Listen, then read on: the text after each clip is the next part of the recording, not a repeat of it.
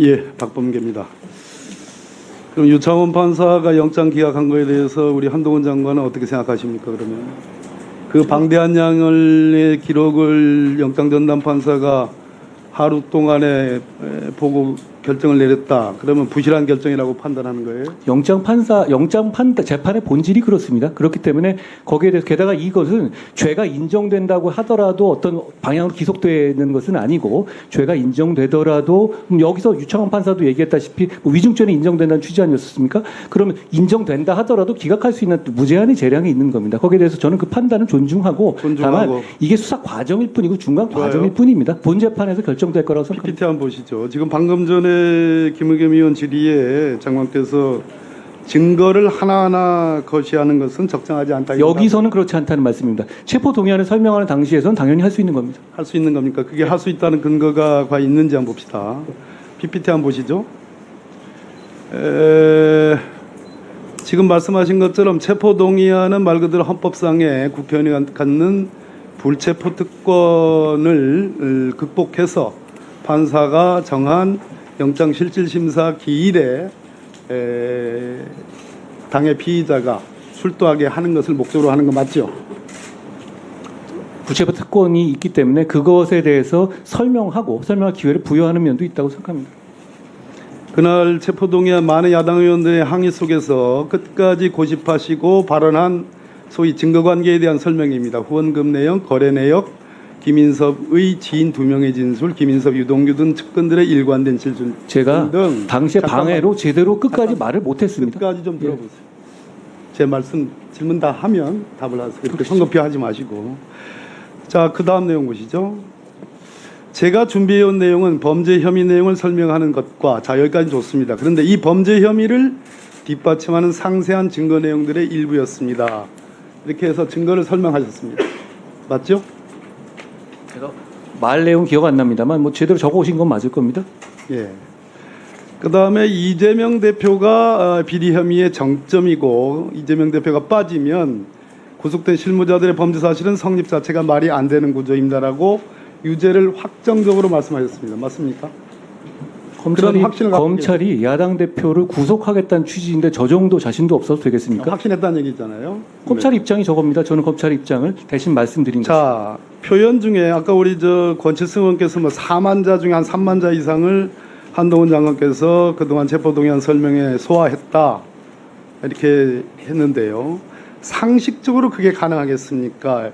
판사한테도 검사가 이번에 영장 청구해서 발부받기 위해서 설명할 때 상식으로 설명했습니까?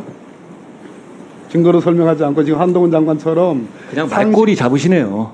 지금 당연히 증거로 설명하는 것이고요. 한동훈 장관이 설명을 드리는 거죠. 특기가 아닙니다. 예. 자, 상식적으로 그게 가능하겠습니까? 라는 표현이 한나라의 법무부 장관으로서 가치 중립성을 표방하고 객관성을 대표하는 법무부 장관이 적어도 국민과 국회의원을 상대로도 반드시 체포동의안이 통과되기를 원한다라는 그 설득력의 신뢰가 있으려면 보다 더 가치 중립적이고 객관적이어야 되는데 이렇게 이건 상식입니다라고 얘기하는 정도의 수준 그거 가지고 과연 판사가 설득이 될까요? 판사 설득은 이제 검사들이 할 것이고요. 그리고 증거 판단을 하는 건 당연히 상식으로 하는 것입니다. 상식이 아니면 어떻게 증거를 판단하나요? 증거 다음에 상식이죠. 그래서 자 장관 제가 그렇게 말씀드렸잖아요. 증거 많지만 상식을 말씀드렸잖아요. 그렇죠? 들어보세요. 감정이 많이 투입됐다고 생각하지 않으세요? 그날 이재명 대표에 대한 첫 번째 체포동의안은 물론이고 두 번째 체포동의안은 우리 한동훈 장관이 갖고 있는 객관성은 전혀 없는 사람입니다. 오로지 자신의 판단과 주장만 중요하고 남의 의견은 경청하지 않는다. 가볍기 그지없다라는 그러한 한동훈 장관의 모습에서 연민의 정 같은 건 따지기 필요도 없이 국민에 대한 설득력, 대법원에 대한 설득력을 스스로 훼손하는 거 아닌가라는 저 개인적인 판단을 들었는데 제가 잘못 판단한 겁니까? 위원님 개인적 판단이고요. 그리고 게다가 민주당의 상당 부분이 이 가결표를 던졌다는 점도 생각해 보십시오. 격에 설득력 있으니까 자, 가결표 던진 거 아닌가요? 왼쪽 PPT는요. 왼쪽 장면은 대통령이 국회에 보낸 체포동의안이고요. 오른쪽 거는 서울중앙지법 영장전담판사 유창훈 판사가 보낸 한 장짜리 체포동의 요구서입니다. 여기에 첨부된 것은 범죄 사실의 요지에서 별지 구속영장 청구서 기재와 같다 이렇게 되어 있습니다. 한동훈 장관님, 검찰이 영장을 청구하면서 별지 구속영장 청구서에 한동훈 장관께서 설명하신 그 증거 관계의 하나하나가 들어가 있습니까? 구속이 필요한 사유 들어가 있지 않아요. 들어가 있습니다. 안 구속이 들어가 필요한 사유에. 안 들어가 있습니다. 제가 아까 그래서 일부러 그 부분을 집어넣은 거예요. 아까 상식 말한 그 아닙니다. 말꼬리 말씀하시는 아닙니다. 거예요? 아까 대부분 들어가 있습니다. 계좌 추정 내역, 누구의 진술, 이런 부분은 들어가 있지 않아요. 자, 뭐 우기시니까 자 다음 보십시오. 한동훈 장관께서 국회 체포동의안을 설명할 때 근거로 삼는 게 국회법 제93조입니다. 안건 심의조항. 위원회의 심사를 거치지 아니한 안건에 해당하죠. 한동훈 장관은 이때 국회의원들을 상대로 체포동의안을 설명할 때 검사로서 설명합니까? 아니면 검사의 무엇으로 설명합니까? 검찰의 입장을 대변해서 그 취지를 설명하는 겁니다. 왜냐하면 자, 예. 그러면 법무부 장관은 검찰 사무의 최고 감독자 그 입장으로서 대변하는 거죠. 지금 이 상황에서는 그런데 들어보세요. 그 자, 구속 영장이 필요하다는 취지를 설명하는 들어보세요. 것이죠. 국회법 제93조의 제안자가 그 취지를 설명하여야 하고라고 해서 취지라고 되어 있습니다.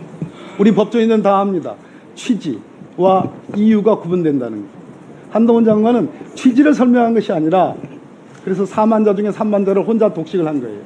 취지를 설명한 것이 아니라 소위 우리가 말하는 청구 취지, 청구 이유 할 때의 그 이유 정도가 아니라 그것을 몇 배나 뛰어넘는 심지어 본인의 태도 증거, 감정 증거, 이재명 당대표를 하나의 단순한 피의자로서 설명하는 것이 아니라 정적, 한 정파의 선봉장처럼 감정이입을 해서 설명을 했다는 것의 제 핵심입니다. 이것은 국회법 그 위원님 의견이십니다. 위반한다고 생각하는데 그렇지 않습니다. 위원님 의견이십니다. 왜 의원님의 의견을 줍니까? 그러면 그렇게 국회의원을 구속하는지 여부를 결정하는 데 있어서 왜 설명을 안 듣고 결정을 하시려는 겁니까? 구체적인 증거라든가 혐의 내용이 뭐고 검찰이 어떤 입장을 갖고 있는지 잘 들어야 되지 않겠습니까? 저는 오히려 그걸 끝까지 못하게 하기 위해서 방해한 것에 대해서 사과하셔야 한다고 생각합니다. 한동훈 장관 이전에 보수정부의 법무부 장관 자, 박범계 의원님 정리하시죠. 포함해서 한동훈 장관처럼 저희들이 그러면 무지몽매하고 아니면 설득력이 없기 때문에 보수정부의 장관이나 진보정부의 장관이나 국민들을 향해서 국회의원들을 향해서 적어도 1분 내지 2분 이내의 체포 동의안 여야를 막는 더 열심히 하셨어야 한다고 생각합니다. 자, 태도 하시는 거예요. 박범계 그건 서로 간의 입장이 있는 의원님. 거예요. 예. 자, 정리하십시오. 자, 유상봉 의원님. 유 의원님, 질의하십시오.